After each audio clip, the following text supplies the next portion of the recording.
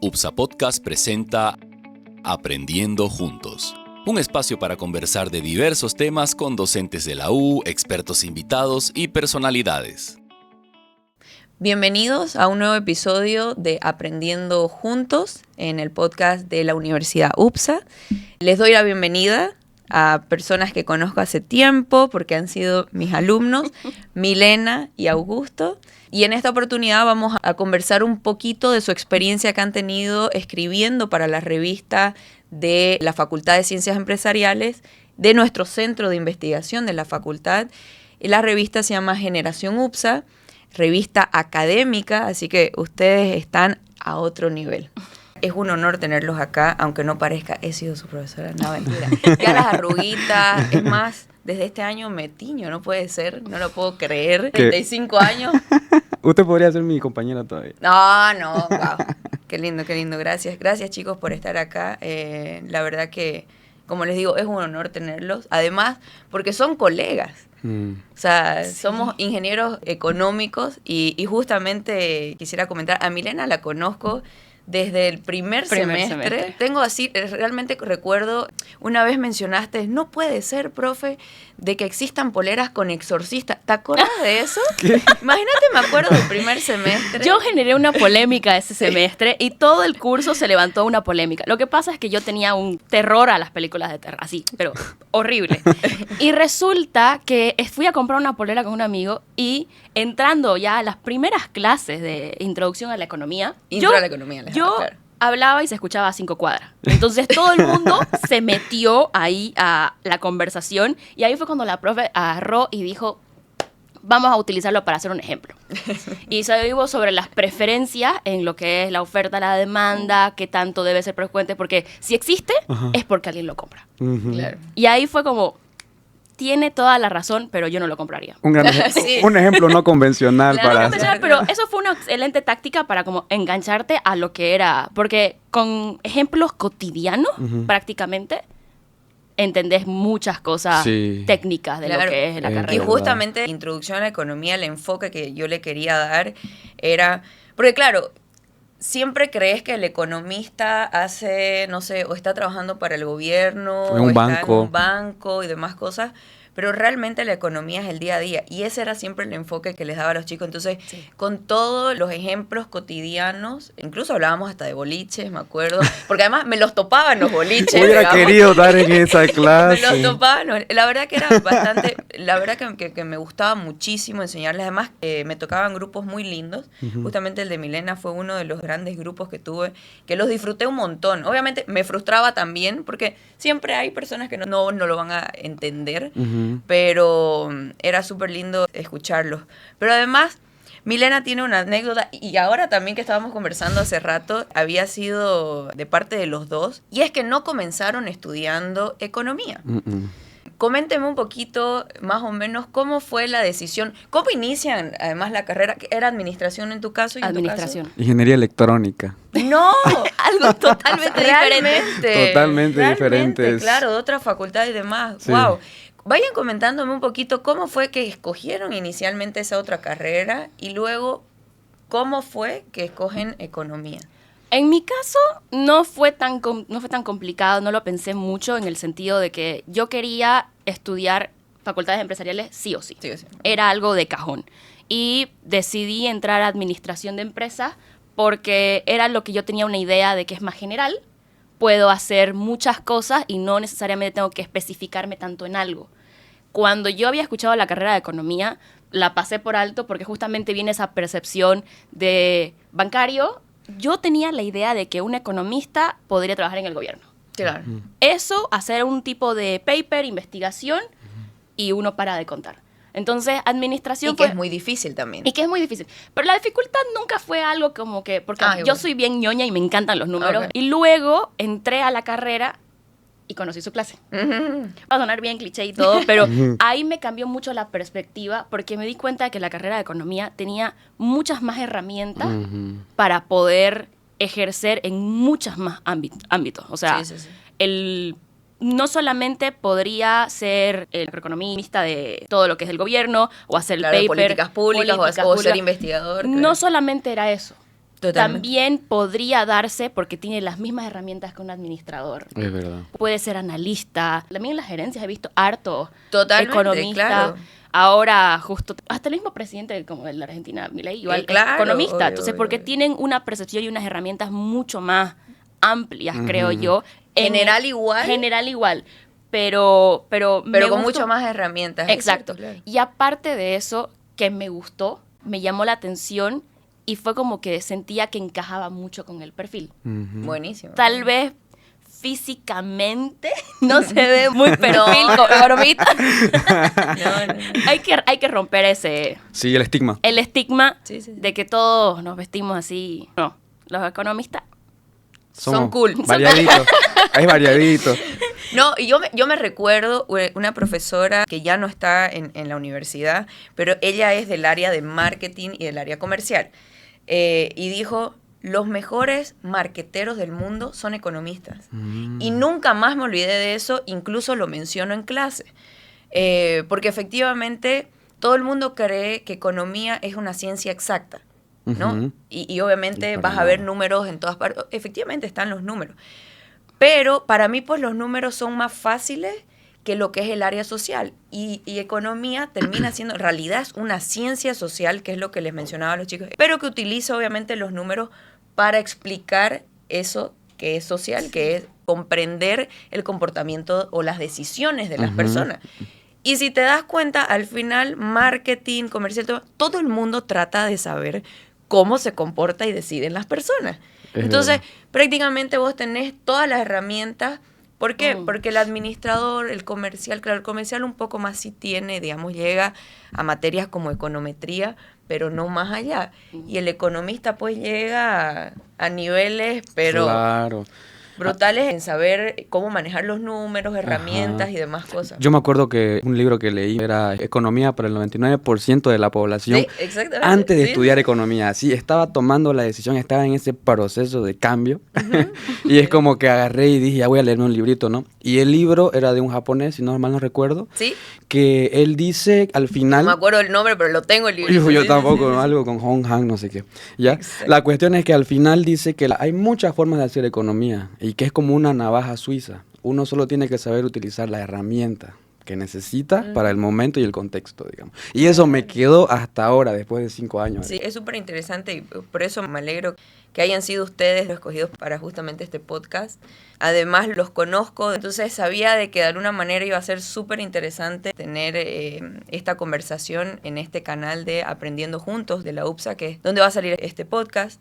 Así que les agradezco mucho. Y en realidad, bueno, la invitación va porque aparte de que ustedes han sido obviamente alumnos de más, ahora son parte de los alumnis. Y además la facultad tiene el centro de investigación que se llama CICAEF y que lo estoy coordinando y que tenemos 2 revistas, una que es más para docentes Ujú. y ya investigadores que están en el rubro bastante tiempo y de la comunidad de investigadores que tiene la Y facultad. tiene años, ¿no? Sí, efectivamente. Yo llego el 2017 a la universidad y ya había la revista Innovar. Ujú. Le hemos dado otro enfoque a la revista y hemos tenido incluso personas de otros países que han escrito en la revista. Pero además, algo que me pareció súper interesante cuando llego el 2017 es poder tener una revista que muestre lo que nuestros alumnos hacen. Entonces, justamente ahora ustedes van a ser parte de nuestra revista que se llama Generación UPSA. Ujú. Así que nosotros 3 somos parte de Generación UPSA, yo también he escrito en la revista.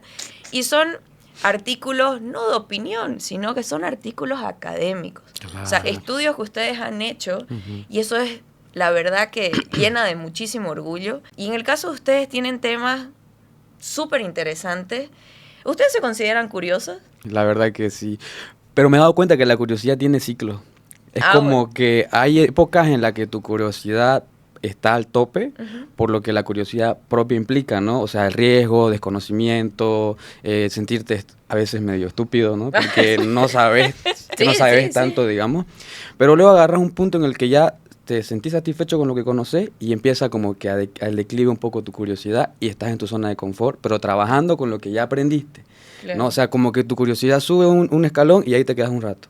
Y luego la curiosidad otra vez viene y otra vez creces, digamos, ¿no? Así lo he visto yo a lo largo de mi vida. Claro. Pero sí. En mi caso no. En mi caso yo siempre he sido curiosa en todas las formas posibles y sentidos, pero lo que más me marca es que yo no puedo quedarme con la duda. Bien. Yo estoy en el almuerzo con mi mamá y estamos debatiendo un tema. No importa de qué sea, y estamos viendo quién tiene razón. Y ahí sale. Yo Google. tengo que sacar el teléfono y poner quién tiene razón. Alexa, Bien. Alexa, explícame. ¿Por Bien, qué? bien, ¿Cuándo? Puede ser que estemos en cualquier almuerzo, cena o simplemente conversando, pero yo no puedo quedarme con la duda que se generó.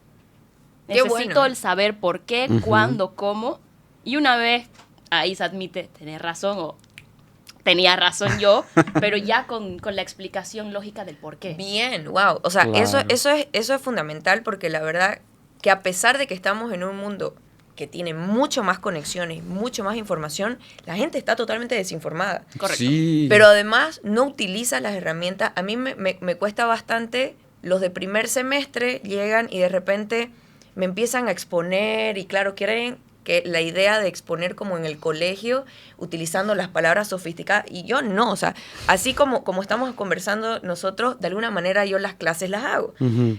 Y no me gusta que te repitan palabras que no saben. Entonces, ese momento yo lo hago. ¿Sabes qué es esa palabra que me estás diciendo?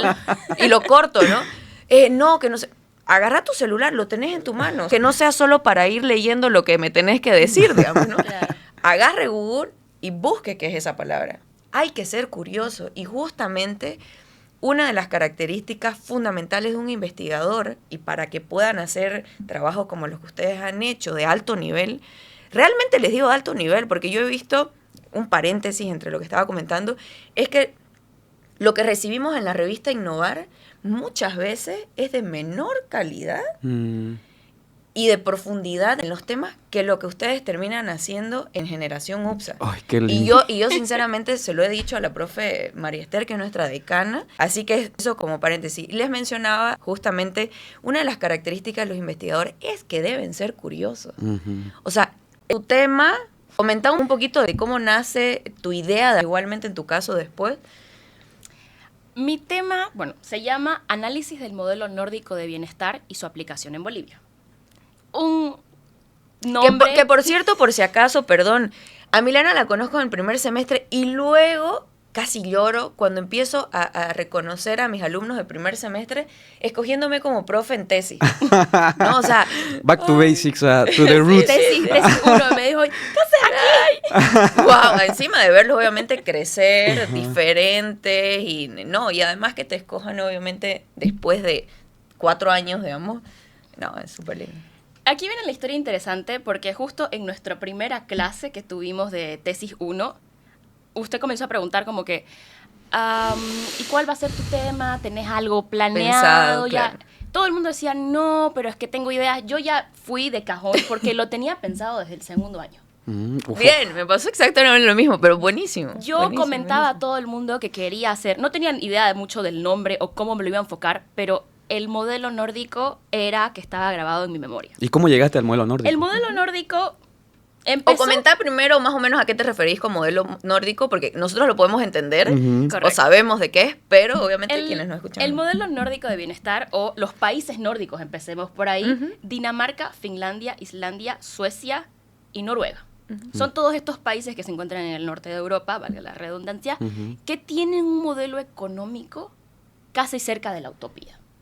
¿Por qué digo eso? Porque así como hay el IDH, que es el Índice de Desarrollo Humano, ellos ya no se pueden regir con eso porque están tan cerca del tope que ahora han creado un índice de la de felicidad. la felicidad. Mm. Exacto. Entonces, ¿qué tan felices son? Es el éxito para estos países. Claro, involucra mucho más que solo la ganancia o el ingreso que puedas tener como Exacto. familia, ¿no? Me imagino. Mucho. El indicador le quedó corto de IDH. Cortísimo. Correcto. Claro. Entonces, pero yo me remonto mucho a la idea que fue Alemania. Ya. Un poquito así fue como que se empezó. Me acuerdo haber leído una noticia en la que cuando estaba Angela Merkel en todo lo que eran sus gestiones, hubo una protesta. Ya. Y la protesta eran alemanes en bicicleta. Ok. Y estaban, no me acuerdo muy bien qué estaban protestando, pero ella había gestionado que sea pacífica, que sea tranquilo y que tengan como guardias y todo. Y yo dije, eso es tan bonito, ¿cómo es la gestión? Entonces ahí me interesó mucho la gestión de Angela Merkel. Comencé a leer sobre el modelo económico que tenía Alemania y luego no sé cómo terminé a ver otros países, hasta que me encontré con lo que es Noruega, Islandia, Finlandia, que uno dice, ¿qué es esto? ¿Cómo es posible que países vivan tan bien? Y luego pasó lo de la pandemia, que veía que tenían hasta robots en sus hospitales, que para nosotros es algo completamente diferente. Es demasiado perfecto. Yo estuve en Suecia y es demasiado perfecto. Es como que me sentí incómoda. No quiero volver a mi país, que es un caos, digamos. Pero sí, efectivamente, a pesar de que son así, tienen obviamente sus problemas. Por ejemplo, Suecia tiene uno de los índices más altos de suicidio. Pero es que también son problemas de primer mundo, digamos, Sí. que nosotros no lo vamos a entender No lo vamos a todavía. entender. Ahí es como puedo hacer referencia a esos memes que hay alguna polémica latinoamericana y dice, ¿se imaginan vivir en Suecia y perder? Y perderse esas joyitas? Entonces hay ciertas cosas, ¿no? Sí. Entonces, no podemos compararnos. Tenemos nuestras cosas buenas. Sí, Claramente. seguro. Es Pero- más, es un lujo lo que vivimos. Muchas personas no lo ven, pero es un cierto lujo que nosotros vivimos en nuestros países.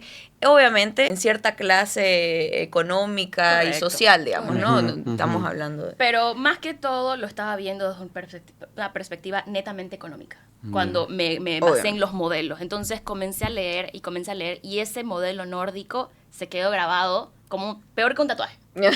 Todo el tiempo estaba hasta el segundo año y cuando ya fue a tesis 1 yo ya la tenía clarísima. Qué belleza. Entonces va por ahí todo el origen de esta tesis. Buenísimo. Bien. No, y además, la profe María Esther dice, ¿no? A Ana Marieta le encantan esos temas así, ¿no? Que no sé qué. Obviamente cuando viene un alumno y te dice un tema súper raro y demás, a mí me brillan los ojos. Me da pena por quienes obviamente creen que tal vez sus investigaciones más aplicadas, más pensando en resolver un problema de una empresa, como que, profe, ¿está bien eso? Obviamente que está bien, ¿no? Pero es como que me da gusto, digamos, que se explore otro tipo de cosas. Coméntanos en tu caso cómo fue. Bueno, sí, súper, ya más nacional, ¿no? Un poco más de nuestro entorno, nuestra realidad. Igual en leyes, en realidad era cómo eso, si es que se puede aplicar acá, ¿no? Porque claro, muchas veces dices, ay, ¿por qué no somos como alemanes? O ¿por qué no empezamos la típica, esperamos la receta de cómo lograron hacer eso y tratar de aplicarlo acá? Pero son contextos totalmente diferentes. Después ya vamos a ver qué análisis hizo Milena, digamos. Claro, sí, eso va a ser interesante. Por ejemplo, en este caso, digamos, en mi tema que se llama Control sintético de un régimen cambiario flexible en la economía boliviana. Wow. Primero yo estaba tuti, ¿ya? No fue como Milena que el segundo año la tenía clarísima, se tatuó el nombre de su tesis en el brazo, digamos, ¿no? Pero yo fui, digamos, descubriendo, yo sabía que algo iba a salir, yo tenía claro lo que me gustaba en la economía, eran muchos los régimen cambiarios, las bolsas de valores y demás. Entonces agarro y entro a Econometría 2 y me topo con el distinguido López, Ay. Mario, Ajá. que estaba pasando Econometría 2. Entonces, Que por cierto es un profesor muy jovencito Sí, que sí, tenemos sí. en la universidad, que ahora está haciendo... ¿su maestría o doctorado? Otra maestría, en realidad, porque él ya es máster, Ajá. pero está en España y claro, es el temido. Claro. El temido, Es el ¿no? temido. Completamente, yo pasé, era Econometría 1. Econometría 1 Ay, pasé ay, con ay. él. Ah, Y era ya. lo divertido porque él siempre ponía una ecuación, porque lo hacía en pizarra y Ajá. también lo hacía ya En en la compu. computadora. Y decía, y aquí viene la parte más hermosa. Ajá, ¿no Sacaba unas cosas así. Y yo no. No, No es Ajá. la parte más hermosa. La verdad que ahí te das cuenta, ¿no? Las perspectivas de lo que puede ser una materia, un área de la economía que vos decís. Yo no sabía que había belleza en esto, digamos. sí. Entonces, él me involucró en el mundo de la econometría e hizo que se abran mis ojos. El tema nace a las 2 o 3 semanas, yo ya estaba en tesis 1, ahí fue cuando la conocí a usted, y agarra y me dice el tema, ¿quién está pasando tesis 1? Y yo, Qué bien. Levanté la mano al toque, le dije, yo, profe, ya te vas saliendo de clase, vamos a charlar, me dije, yo tengo un tema interesante. Y yo se apareció el tema, dije, perfecto. Agarró y me comentó. Yo en mi vida había visto lo que era programas de ERA-Estudio, programas así para medición econométrica, porque yo no pasé econometría 1 con él, seguramente vos sí viste, Milena, pero yo no, pues. Entonces yo agarré y de lleno dije, ahí me dio curiosidad. Claro. Entonces agarré y dije, ya, yo no sabía qué me estaba lanzando, era al abismo, a ojos cerrados, ya, no sabía, pero el tema me llamaba la atención. Sí. Entonces agarré y le dije, ya, de una, me animo, le metemos, profe, dígame qué leer, y agarré y me pasó libros en inglés así, súper técnicos, súper profesionales, o sea... ¿Le gusta como que hacerte sufrir un poquito al profe? Ajá. Sí, o sea, saber de que tenés que ponerle bastante tiempo, digamos. Como que te sabe... un poquito. Ajá, te sabe medir el cortisol, yo creo. Qué buena, ¿verdad? Yo ¿cierto? creo que el tipo te lee, a este le falta cortisol, le voy a estresar un poquito, Bueno. digamos, ¿no? Entonces él supo estresarme porque me estreso, no es que yo me estrese y me quiera jalar los pelos, sino que el propio hecho de sentirme creo que estúpido por la falta de información, Claro. me estresa un poco, ¿no? Así nace. Entonces yo agarré y me involucré con él me sirvió en bandeja todo lo que tenía que hacer, no me lo hizo, me ayudó en los programas que yo no entendía, pero me dijo ya, velo vos, ya me enseñó a pescar, digamos, ¿no? No me dio el pescado. Bueno, qué bueno, me alegro muchísimo. Y más o menos, ¿qué dificultades tuvieron con ese tipo de temáticas? Porque, a ver, pasa que hay las investigaciones aplicadas, que es por lo general lo que los chicos escogen hacer, estrategias comerciales, planes de negocio y demás, que es buscando una necesidad, una oportunidad en el mercado, una necesidad de la empresa o un problema de la empresa que se identifica y que van a proponer una solución a eso. En esas investigaciones es como que ya está, todos los capítulos y toda la estructura del documento ya están preestablecidas, digamos. Correcto. Todos los planes de negocio, indistintamente si sea de una hamburguesería, de una cafetería, lo que sea, van a seguir los mismos capítulos. Como digamos, una ¿no? plantilla, digamos. Ya existe, y no es porque exista solo la universidad. Cualquier persona profesional que vaya a hacer un plan de negocio tiene que seguir esos pasos, ¿no? Es lo lógico. Pero en el caso de ustedes, pucha, ojo, me pasó lo mismo. El trabajo que yo hice de tesis, que es más, de entrada me criticaron, había mucho sesgo sobre mi tema. Estaba escuchando una entrevista en la televisión, yo preocupada igual que vos desde el segundo semestre, ¿qué iba a hacer en tesis, no? Igual, y escuchando obviamente, hubo todos los temas políticos, no los voy a mencionar mucho, pero en realidad quería saber, tenía la curiosidad justamente, qué era la economía plural que estaba en la Constitución Política del Estado. O sea, yo quería saber qué era eso. Y me decían, me rebuscaban que no hagas eso, pero pues terquísima, ¿no? Hasta mi propio guía me dijo, sos de terca. Pero bueno, por ser terca, por ser curiosos y demás, es que justamente nacen ciertos temas que en mi caso, por ejemplo, yo esa investigación la presenté en el Banco Central de Bolivia, en el evento que hay de economistas a nivel nacional, en Argentina, en un evento también que me invitaron, en Colombia, y además siendo tesis de licenciatura, fue referencia en una tesis de doctorado en Francia. Que justamente porque ya mi tesis estaba publicada, a partir de lo del Banco Central, estaba publicada en internet, aunque el Banco Central no puso mi nombre inicialmente, esta persona, que es un mexicano que estaba haciendo un doctorado en Francia, no sé de cómo termina llegando, parece que la postearon la tesis en otro formato, no sé, pero estaba en internet, termina llegando a mi número telefónico Wow. y así me termina contactando. Perseverancia el mexicano. Total. Estaba muy interesado en la temática. Entonces, en mi caso, yo también la sufrí muchísimo de saber cuáles iban a ser mis próximos capítulos. Claro.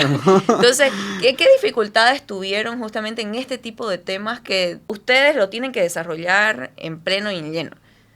En mi caso fue que, como yo me hago una pregunta, Ujú. que si es aplicable o no, o cuál es el éxito, yo me tengo que poner la respuesta. El problema es de que no había mucha información sobre todo, entonces tenía que agarrar pedacitos de información de todos los libros que leía, de papers que leía, y ahí juntarlos para poder tener algo lógico. O Entonces, sea, lo tuyo fue primero, inicialmente comenzó con una investigación exploratoria. correcto, en todo caso. Claro. 100%. Lo único que había encontrado similar a mi tesis, como para ir guiándome en dónde iba a enfocarlo, era un artículo que lo hizo un colombiano que estaba hablando sobre un solo país específico. Ok. Entonces comparaba como que como Colombia podría ser, no me acuerdo muy bien cuál era el país, pero por ejemplo podría ser como Dinamarca. Ujú. Entonces hablaba sobre esa comparación y eso fue como el clic que dije, ok, podemos enfocarlo de esta manera. No sé si corríjame si estoy mal, pero sé que no se pueden como citar libros como que con tanto tiempo de... Claro, tendrían que ser más actualizados. actuales. En mi efectivamente. caso, yo agarré a Adam Smith. Pero Yo me fui más allá y también agarré de 1 año, 2 años antes del... Agarré de todo, recopilé todo lo que pude, porque mi Claro. principal piedra en el zapato Era la información. era la información. Claro. Entonces, porque nadie se le podría haber ocurrido que Bolivia, Europa, juntarlos. Mi madre me dijo, te fuiste, pero... O sea, ¿no querías irte un poquito más a China? Claro. Pero es que estaba enfocada. Yo sufrí y defendí este proyecto con uñas, dientes y todo. Claro. Porque claro. todo el mundo igual me decía, pero no lo hagas tan complicado. No, Ajá, siempre yo te lo dicen, quiero Siempre te dicen. no te compliqué. no te compliqué. Yo me quería complicar. No, pero ¿sabes qué? No sé si es un tema de complicarte porque te da la gana. No, Es, o sea, es muy personal eso de complicarse. efectivamente es un muy personal y como una anécdota tengo en las partes de las dificultades, yo tenía 8 hojas de bibliografía, Uf. pero todo era digital porque no tenía la información. Ujú. Incluso cuando supe que uno de los autores que yo referenciaba en América Latina llegó a La Paz, yo agarré mi mochilita, me fui, agarré la flota, llegué de la flota, pasé al evento, lo entrevisté y de ahí me volví a buscar flota para regresar y llegar aquí a clases, ¿no? ¿Verdad? Y la hice esa unas Qué 3 veces. buena. Entonces, efectivamente, en mi caso también fue el tema de la información.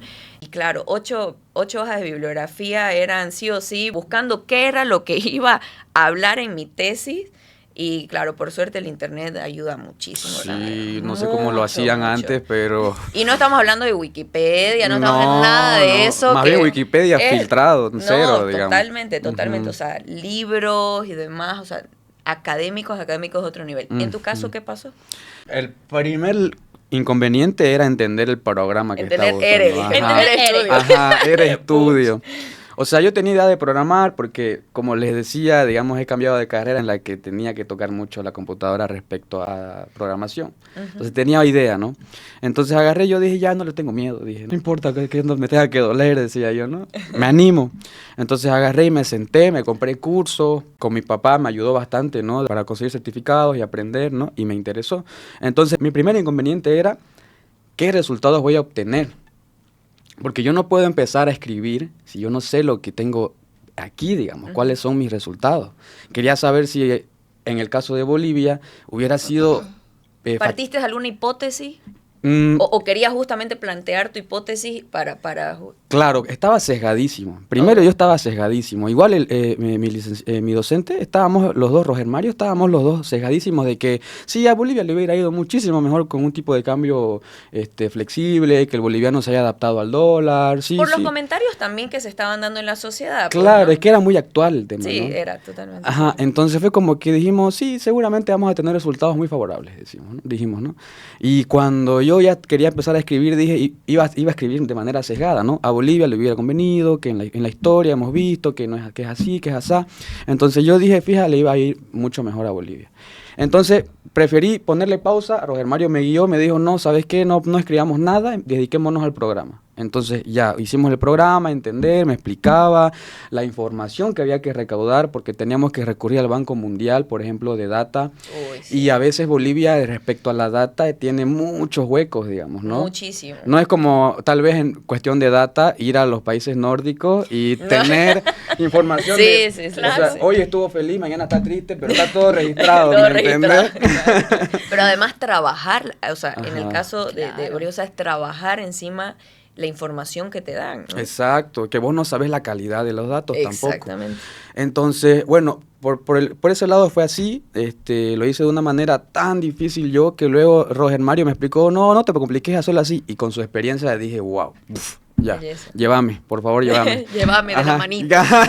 más o menos. Entonces agarró, yo le empecé a hacer más caso, ¿no? Empecé a dejar que me guíe de manera un poco más humilde, ¿no? Porque a veces uno cree que lo sabe todo también y que cree que lo puede hacer todo solo. Entonces agarré y con humildad, lo acepté, me enseñó y ahí lo entendí y vimos los resultados. Y más bien me da curiosidad, Ajá. ¿cuáles fueron los resultados al final? Al final nosotros quedamos sorprendidos, hicimos muchas pruebas porque no podíamos creerlo, de que a Bolivia le hubiera ido muchísimo peor, no sé si muchísimo peor, pero considerablemente peor, si hubiéramos tenido un tipo de cambio flexible allá por 2008, 2009, cuando ya se empezó a regir un tipo de cambio fijo, ¿no? Cuando ya no se movió más el 6.96. Ahorita obviamente tenemos un dólar blue, ¿no? Pero ahorita cuando no se movió más el dólar, ahí quisimos ver qué pasó, qué hubiera pasado si no se hubiera hecho eso. Entonces, efectivamente, no nos hubiera ido muy bien. Y ahí quedamos nosotros como que, wow, interesante. Y ahí empezamos a buscar. Claro, es que es curioso, lamentablemente hay demasiado sesgo por temas ideológicos, demasiado sesgo creyendo, ok, son de este partido, entonces lo que hacen todo es negativo y qué más. Ujú. Si vos Es te das verdad. cuenta, en introducción ustedes vieron, Correcto. tipo de cambio fijo existe como política. Ujú. Ustedes lo vieron en introducción. Y es justamente una opción para momentos en el que debes dar la percepción a la sociedad de estabilidad.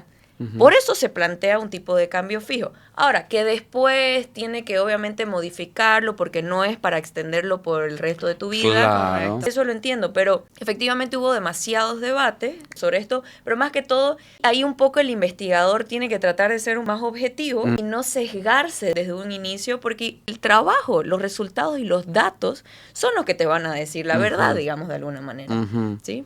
Es verdad. Bueno, Milena, en tu caso, ¿qué resultados o qué datos relevantes consideras que nos puedes comentar sobre tu tema? En mi caso, la tesis fue muy compleja. Entenderlo hasta yo misma fue muy, muy complicado, pero en el sentido de que yo creía que, ok, copy-paste, este modelo económico podría funcionar. Y el resultado principal o el conclusión de la tesis es que no es aplicable porque viene con una historia. Viene aplicándose desde la post-Segunda Guerra Mundial, se han hecho un montón de cambios que tuvieron que atravesar, cosas buenas, Es algo cosas malas. acumulativo. Pues, ¿no? Correcto, es algo muy acumulativo. Claro. Entonces, si yo agarro todas estas políticas económicas, por ejemplo, y simplemente las implemento acá en Bolivia, no va a suceder porque tuvieron que pasar por un montón de éxitos y errores. Son contextos Son diferentes, contextos totalmente, circunstancias. no solamente... Etapas de la historia también diferentes. Completamente, pero no Completamente. solamente eso. Hay lo que es las exportaciones o importaciones, todo eso de cuál es la especialidad, podríamos decir. Por ejemplo, Finlandia y Suecia son los que más exportan tecnología. Entonces uno no puede comparar un país como Bolivia que está exportando más granos, materias primas. Entonces ese tipo de cosas también es muy como que... Influye mucho. Es como Influye. pera con manzanas, querer comparar peras con Claro, manzanas. Correcto, claro, correcto. claro. Entonces la conclusión más importante de mi tesis es que no hay que dejarnos llevar solamente por ese modelo económico, sino que sacar ciertas cosas que podríamos aprender o sus errores que podríamos aprender y no solamente cerrarnos en ese modelo. Podríamos ver el de Alemania, que también fue algo que me encantó.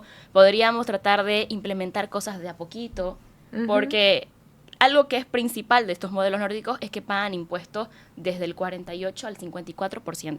Y nosotros que no nos gusta pagar Entonces, ya nosotros que no nos gusta pagar impuestos, esos cambios serían muy drásticos de un día para otro. Ujú. Entonces, esta propuesta que yo había invitado a todos los lectores cuando quieran pensar sobre este tema es ir como le llaman los baby steps, de paso a paso, de a poco ir implementando ciertas cosas, porque no solamente fue una curiosidad, sino que también fue como una especie de amor a este país que quiere que se pueda mejorar. O sea, yo quiero que sea la joyita, pero también que sea como una Suecia. Una Súper, Dinamarca. súper. Entonces, súper, creo que eso es lo claro. más relevante, ¿no? Súper, súper, Interesante. buenísimo. Más bien, justamente que Milena estaba mencionando, quienes quieran leer, efectivamente la revista Generación UPSA la pueden adquirir de manera digital, está en internet y es más, sus documentos van a estar en Google Académico. Uf, súper. Así que de manera individual, obviamente, viniendo con la parte madre, que es la revista en sí, Generación UPSA, así que cualquier lector puede adquirirla, la revista, puede bajarla, puede ver lo que los chicos, nuestra generación UPSA, realmente puede producir. Así que los invito a todos también a poder escribir. Tenemos un centro de investigación en la Facultad de Ciencias Empresariales que justamente estamos impulsando a nuestros investigadores, sean docentes, sean alumnos y obviamente a todo quien quiera escribir o que quiera leer. Pero por último, para terminar, la verdad que con ustedes yo podría estar todo el día, me encanta conversar, coincido, aunque muchas personas no creen de que yo soy muy entre burlesca, entre una cosa y demás, me ven muy seria tal vez, pero no, también soy cool, ¿no? La vieja tratando de decir que es cool, ¿no? Pero bueno, chicos, ¿qué recomendaciones ustedes le dan siendo ya egresados de la universidad, trabajando súper bien, exitosos en ese sentido, además con una cabeza brillante como la que ustedes tienen, para el resto de chicos que están todavía como temerosos de qué va a ser la universidad, qué voy a hacer, cómo la voy a afrontar y cómo voy a afrontar la materia, la universidad en general, desde lo personal, desde lo académico? ¿Qué recomendaciones ustedes tienen para los chicos? Yo creo que el mejor consejo que puedo dar es justamente parte de todo. Hay que ser curioso. No hay que quedarse con la duda. Y no solamente lo digo en un ambiente académico para la vida, porque una de las cosas que me generó curiosidad fue la carrera de ingeniería económica. Yo, estaba dando la carrera de administración de empresas, me enfoqué y dije, ¿y de qué trata la carrera de ingeniería económica? Entonces, eso también hizo un algo muy importante en mi vida, y no quedarse con la duda, tratar de aprender todo lo posible, aprovechar los años de la U, que a mí me parecieron de los mejores de mi vida, porque aprendes, aparte de tener amigos, disfrutar de esta hermosa infraestructura, de todo lo que es la universidad en sí, aprender a conocerte y conocer a los demás. A todos los demás. Aprender a aprender, dicen. Aprender a aprender. Ser curioso creo que es el principal. Y el mejor consejo a los estudiantes que están recién por escoger una carrera, no solamente se vayan por el sesgo de, a ver, creo que esto es lo más fácil, es qué encaja con vos, qué encaja con tu perfil, qué es lo que te hace tu esencia. Pero ser curioso no va solo, en la parte de decir, ok, quiero ser curioso para investigar, o sea, solo en la parte académica, sino que a mí lo que me gusta, sinceramente, en mi aula, me he dado cuenta que parezco más una madre que una docente. ¿En qué sentido? Si puedo lograr hacer que el alumno pueda mejorar en los aspectos de la vida o meter valores en ciertos aspectos, yo siempre lo meto y me he dado cuenta porque es como que me he visto hablando en clases, digamos, ¿no? Hay un punto con eso de ser curioso y se los menciono a los alumnos. Cuando vos estés en tu trabajo y el jefe te diga, haceme tal cosa, no vas a ir a decirle, ¿y cómo lo hago? ¿Y qué es esto? ¿Y qué? O sea... Y con las herramientas de ahora es no difícil. O sea, agarra tu celular, agarra tu computadora, sé curioso. Y por último, antes de preguntarle a la persona, ayúdeme, que ojo, no está mal preguntar. Es más, preguntar es ser también curioso. Pero después de que vos ya hiciste tu trabajo previo de averiguarlo y de intentarlo vos solo, ¿no? Entonces, esa curiosidad se traduce hasta en esas pequeñas cosas, no solo pretendiendo de ser un gran investigador. No necesariamente, es cada uno con sus temas personales. A ustedes les gusta la investigación, tal vez a otras personas no, pero cómo eso se puede ver en cada detalle de la vida, ¿no? Cómo se traducen. Es verdad. Yo creo que a esa curiosidad yo le agregaría el involucrarse, ¿no? Porque, por ejemplo, algo con el tema actual que yo estaba trabajando de la tesis era que realmente estaba pasando. Era algo que despertaba la curiosidad de muchos economistas, muchos estaban planteando teorías de lo que podría haber sido. Entonces, uno, claramente que te guste, que te llame la atención, que te dé esa curiosidad, pero cuando ya estás ahí, involucrarte realmente, ¿no? Ya sea a nivel económico o a nivel empresarial, a nivel privado, para las personas que hacen empresas, ¿no? Un tipo de tesis de esa manera, involucrarse, ¿no? Y proyectarse, ¿cómo sería si esto se lanzara, como si funcionara? Porque la tesis, más allá de que te invita a investigar, también te invita a planteártelo cómo hubiera sido si, ¿no? Esa es la pregunta, ¿no? Más la que nos planteamos con el Roger Mario cuando hicimos este tema. Entonces yo creo que involucrarse con la curiosidad te permite ya más adelante saber de qué querés especializarte, de qué querés trabajar, de qué te gustaría aportar valor, digamos, ¿no?